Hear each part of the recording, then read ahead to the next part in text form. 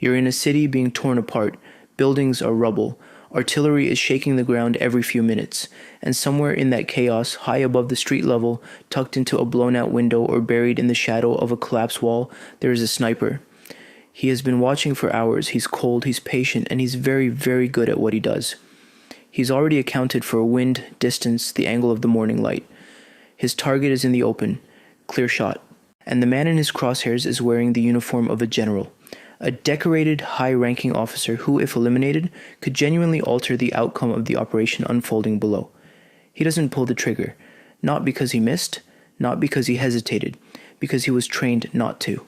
Because every military tradition on every side of the Second World War, from the Wehrmacht to the Red Army to the United States Army, had arrived at the same counterintuitive conclusion. Killing the general is often the wrong move. And the reasons why are so layered, so psychologically and tactically complex that they reveal something profound about how wars are actually fought versus how we imagine them to be fought. Let's start with the thing that sounds almost offensive to say out loud. The general might be more valuable alive and in command than dead. Not to his own side. To you.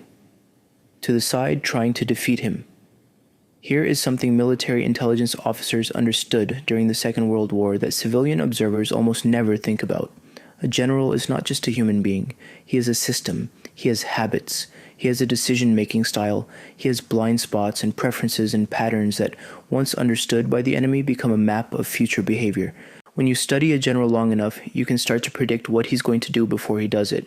You can read his movements in the morning and know where he'll commit his reserves by the afternoon. The Allies spent enormous resources doing exactly this with German commanders. They built psychological profiles. They tracked individual decision patterns. Field Marshal Erwin Rommel was studied so exhaustively by British intelligence in North Africa that his counterpart Bernard Montgomery essentially reverse-engineered his strategy based on what Rommel would and wouldn't do under specific conditions. Kill Rommel and you lose that intelligence advantage overnight. His replacement is unknown, unpredictable, potentially more dangerous, and you're starting the learning process from zero.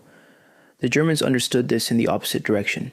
Certain Soviet commanders were left in place precisely because their predictable aggression and poor operational judgment made them easier to counter than whatever competent successor might fill the vacuum. There is a grim utility to an incompetent enemy, you understand. The known quantity, even when wearing the enemy's uniform, becomes a kind of asset you are reluctant to discard. This is the calculus that snipers were often operating under, whether they fully understood it or not. Headquarters wanted the enemy general alive and making decisions because those decisions were becoming intelligence gold. A bullet ends the book. A living general keeps writing chapters you can read. Now let's talk about the tactical picture from the sniper's perspective, because the decision not to shoot was rarely philosophical in the field. It was usually intensely practical. A sniper who takes out a high-value target doesn't just pull a trigger and walk home. He announces his position. The moment a general falls, the response from the enemy side is immediate and overwhelming. Every soldier in the vicinity goes from operational mode to hunt mode. They are now looking for you specifically. Artillery gets redirected. Scout teams deploy. Radio traffic spikes as the entire enemy unit goes into emergency response. The world you are observing quietly from the shadows becomes a world that is actively hunting you. Now compare that outcome to the alternative. You sit, you watch. You radio back a detailed report of what you have seen, the general's location, who he's meeting with, which units are converging, where the vehicles are heading, how long the command post has been established. That information travels up the chain in real time. Decisions get made at the operational level that could affect hundreds of square miles of battlefield, not just the few meters you can see through your scope. The sniper as intelligence asset was often more valuable than the sniper as killer. The best snipers in the Second World War, the ones who survived long enough to accumulate legendary records, tended to be the ones who understood this distinction at a bone-deep level.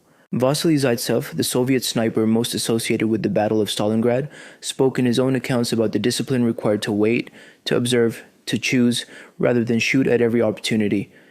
The confirmed kills that made him famous were often the result of patient intelligence gathering that preceded the shot by hours or even days. He knew not just where the target was, but why the shot was valuable at that particular moment. The patience was the skill. The trigger was the easy part. Killing is easy compared to knowing when not to. Then there's the issue that every serious student of military history eventually runs into.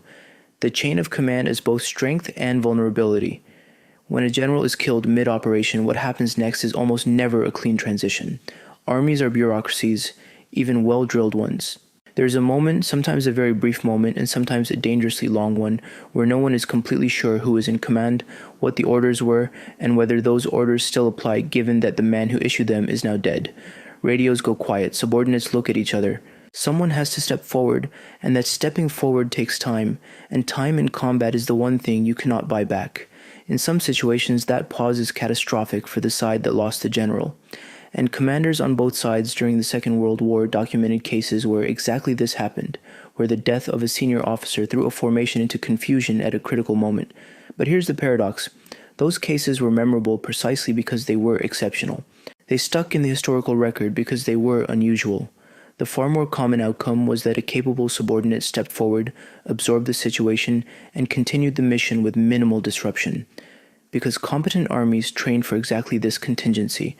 Allied planners who studied German operations noted that German unit cohesion, particularly in the middle years of the war, was remarkably resilient to officer casualties. This was partly structural, a deliberate feature of German doctrine called Auftragstaktik, or mission-based tactics, which pushed decision-making authority down to the lowest practical level. German officers and even senior enlisted men were trained to understand the intent behind an order so thoroughly that they could continue executing it intelligently even if everyone above them in the chain went silent. Targeting the general might not break the machine. It might just mean the machine runs for a while without its most visible part, possibly even more efficiently because the replacement feels pressure to prove himself and pushes harder than the original commander ever did. And then you have to think about the second and third order effects. The replacement general, the rallying effect, the mythology that forms around a fallen leader. Military history is full of cases where the death of a beloved or feared commander galvanized the opposition in ways that outweighed any tactical gain from the elimination. When Japanese Admiral Isoroku Yamamoto was shot down over the Pacific in 1943, it was an enormous symbolic victory for the United States. And yet historians continue to debate whether his death actually helped the American war effort or whether the complex intelligence network built around decoding his movements was ultimately more valuable than the kill itself. The same debate surrounds Operation Anthropoid in 1942, the assassination of Reinhard Heydrich, one of the chief architects of the Nazi security apparatus and by most accounts one of the most dangerous men in occupied Europe. The operation succeeded. Heydrich died of his wounds, and the Nazi response was so disproportionately brutal, the complete destruction of the village of Lidisch, the execution of thousands of Czech civilians, the terror that descended on the entire protectorate, that Allied planners privately debated for years whether the assassination had been the right call. The intended message of resistance had come at a cost so catastrophic to the civilian population that the moral and strategic calculus became genuinely contested. The bullet that killed Heydrich also triggered a response that his continued presence might never have produced. Snipers operating at the individual level in the field were not making decisions of that geopolitical magnitude, but they were operating inside a command structure that had absorbed these lessons and codified them into doctrine. Don't shoot what you don't understand.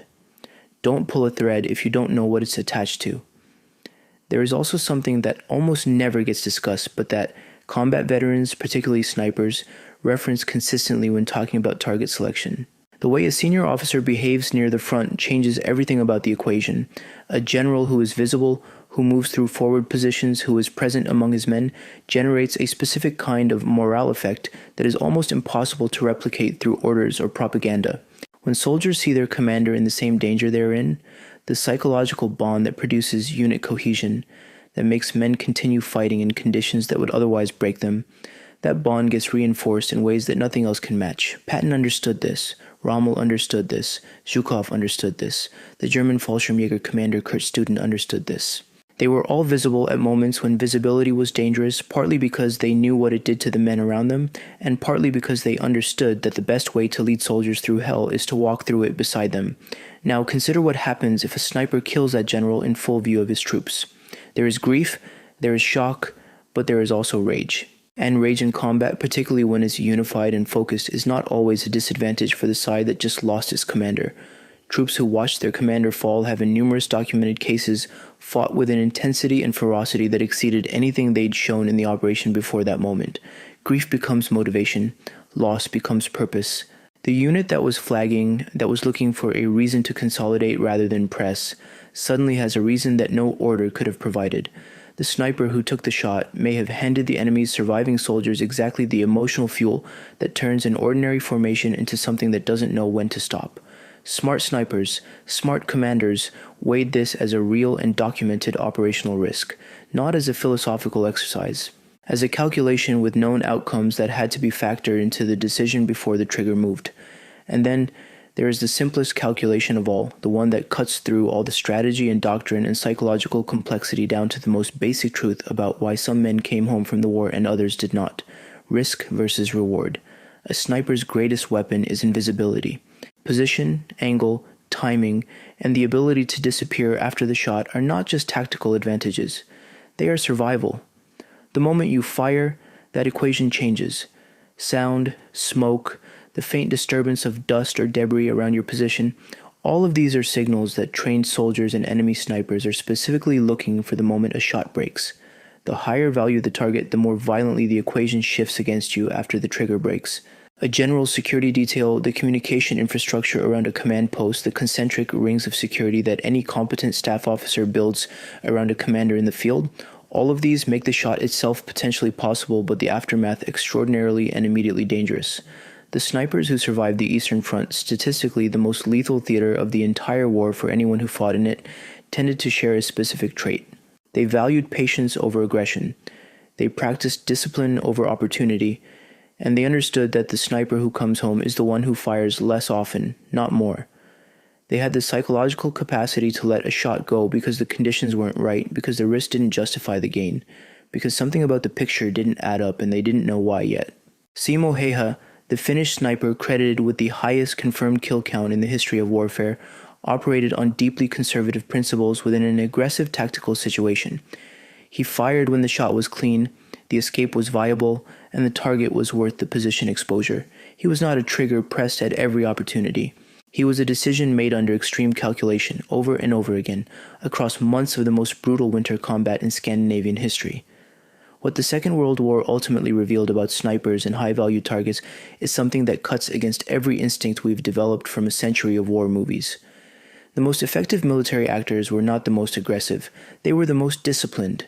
They understood that information outlasts a bullet, that a living enemy making predictable mistakes is more useful than a dead enemy whose replacement you know nothing about, that the decision to shoot is the beginning of a new problem, not the end of the old one, that pulling a trigger is easy, knowing when not to is a skill that changes outcomes.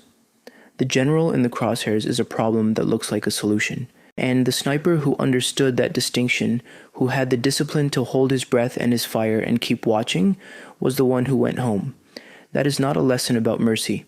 It is not a lesson about hesitation or weakness.